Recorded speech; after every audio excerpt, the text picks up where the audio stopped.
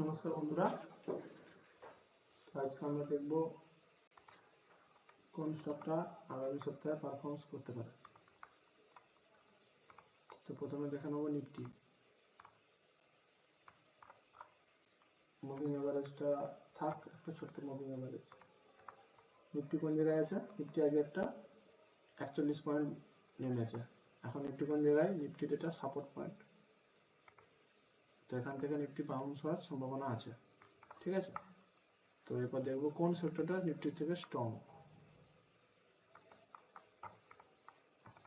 প্রথমে দেখবো defence sector. আজকে 1% ডাউন হয়েছে, মানে নিফটি থেকে উইক। তাহলে আমরা দেখবো কোনটা বেড়েছে। যেমন পিএসইউ ব্যাংক আজকে বেড়েছে 1.29%। তো তারপর বেড়েছে আইটি, মেটাল, এই তিনটে সেক্টর আজকে নিফটির থেকে বেড়েছে, মানে কি এই নিফটির থেকেও স্ট্রং, ঠিক আছে। তাহলে আমরা যে স্টকগুলো চুজ করব সেগুলি তিনটে সেক্টরের মধ্যে হওয়া উচিত।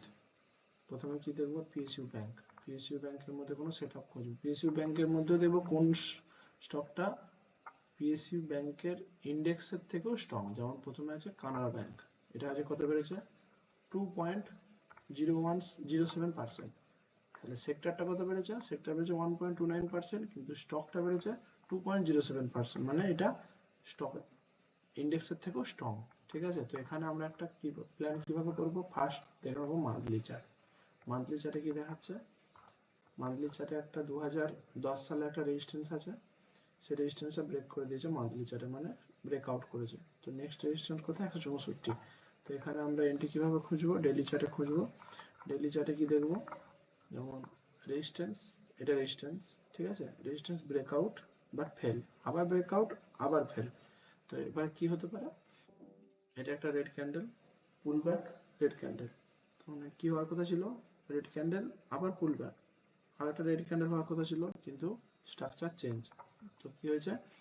বায়ার সেখান থেকে অ্যাক্টিভ হয়েছে। এটা বায়ার ক্যান্ডেল, ঠিক আছে, এটা বায়ারে হাই। তো হাইয়ের উপরে আমরা এখন ট্রেড করছি। তো আমরা এখান থেকে একটা ছোট্ট প্ল্যান করতে পারি। কিভাবে? এখানে একটা ছোট্ট এই লেভেলটা একটা স্টপ লস রেখে, ঠিক আছে, আমরা টার্গেট রাখতে পারি এইটা। কেন এতটা টার্গেট?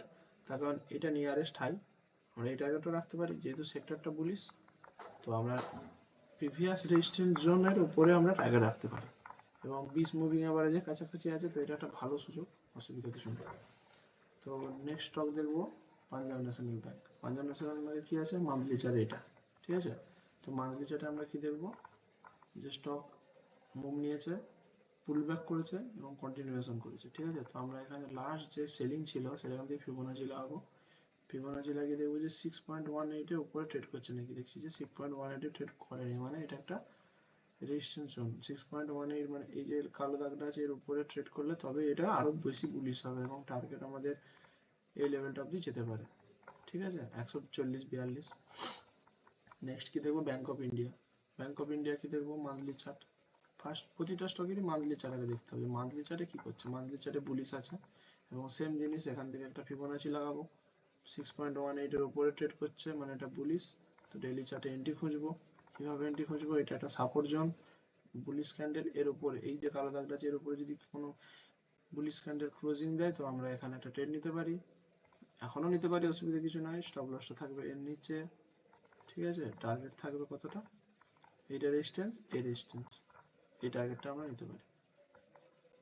এই টার্গেটটা নেবো 1:3, ঠিক আছে। তো একটা দুটো স্টক আমরা এখান থেকে পেয়ে গেলাম। নেক্সট কি দেখবো? আইটি। আইটিতে কি আছে? প্রথমে দেখবো আইটি কত পার্সেন্ট বেড়েছে আজকে। আইটি বেড়েছে 0.29%। তাহলে স্টক কোনটা দেখবো? যে স্টক যেটা আইটির থেকেও বেস্ট পারফরমেন্স সেটা হচ্ছে উইপ্রো। 0.29 উইপ্রো কি দেখবো? মান্থলি চার্ট প্রথমে দেখবো। মান্থলি চার্টে কি আছে? সাইডওয়েজ আছে। মান্থলি চার্টে সাইডওয়েজ আছে, মানে সেলিং বাইং কিছু বোঝা যাচ্ছে না। ব্রেকআউট না করলে বোঝা যাবে না, তাহলে মান্থলি চার্ট অ্যাভয়েড। তো নেক্সট দেখবো এলটিআইএম। এলটিআইএম মান্থলি চার্ট কি হচ্ছে? এখানে একটা সেলিং লেভেল ছিল, সেলিং লেভেলেই ট্রেড করছে, তার মানে এটা অ্যাভয়েড করবো। ইনফোসিস কি বলছে? ইনফোসিসও সেলিং লেভেলে ট্রেড করছে। টিসিএস জাস্ট ব্রেকআউট দিয়েছে, কিন্তু কনফার্মেশন এখনো, যেহেতু মান্থলি চার্ট এখনো রানিং আছে তো এখনো কনফার্মেশন হয়নি। তো টিসিএস অ্যাভয়েড। পারসিস্টেন্স কি আছে? পারসিস্টেন্সে ভালো ট্রেড আছে, কিন্তু সব সেলিং জন্য ট্রেড করছে। এইচসিএল টেক ঠিক আছে, কিন্তু যেহেতু এই সব সেলগুলোই সেলিং জন্য ট্রেড করছে, তাহলে এইচসিএল টেকও আমরা একটু অ্যাভয়েড করতে পারি। তাহলে আইটি সেক্টরটা আমরা এখন অ্যাভয়েড করাই যায়, যেহেতু স্টকগুলো সব সেলিং জন্য ট্রেড করছে। ঠিক আছে, তো নেক্সট সেক্টর কি ছিল বললাম, মেটাল। মেটাল দেখবো কি অবস্থায় আছে।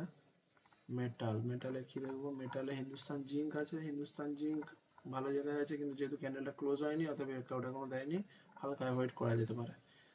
APL, Apollo towers, sideways. Hindalco ভালো জায়গায় আছে, ব্রেকআউট, রিটেস্ট, কন্টিনিউয়েশন। তো ডেইলি চার্টে এখানে একটা এন্ট্রি প্যাটার্ন খুঁজবো। কিভাবে এন্ট্রি প্যাটার্ন খুঁজবো, কোনো সাপোর্টের লেভেলে আসতে হবে।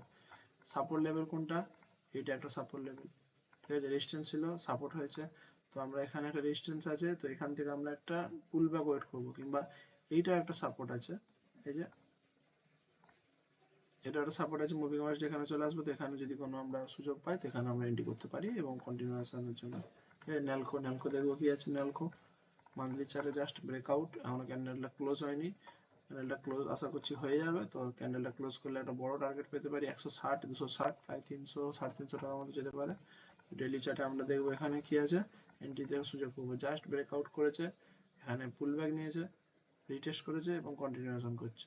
তো ঠিক আছে, আমরা এখানে 20 মুভিং অ্যাভারেজের কাছাকাছি, এই যে ট্রেন লাইনটা আছে, এই ট্রেন লাইনের কাছাকাছি যদি নিতে পারি, খুব ভালো জিনিস। ঠিক আছে, তো ন্যালকো আর হচ্ছে হিন্ডালকো খুব ভালো জায়গায় আছে। আমাদের নেক্সট সপ্তাহে স্টক কি হলো, ন্যালকো, হিন্ডালকো, আর কি হলো, পিএসইউ থেকে কানাড়া ব্যাংক, আর একটা হচ্ছে ব্যাংক অফ ইন্ডিয়া। এই চারটে স্টক আমরা ওয়াচ লিস্টে রাখবো এবং এতে ট্রেড করার সুযোগ খুঁজবো। ঠিক আছে, তো আজকের মতো এই, ধন্যবাদ।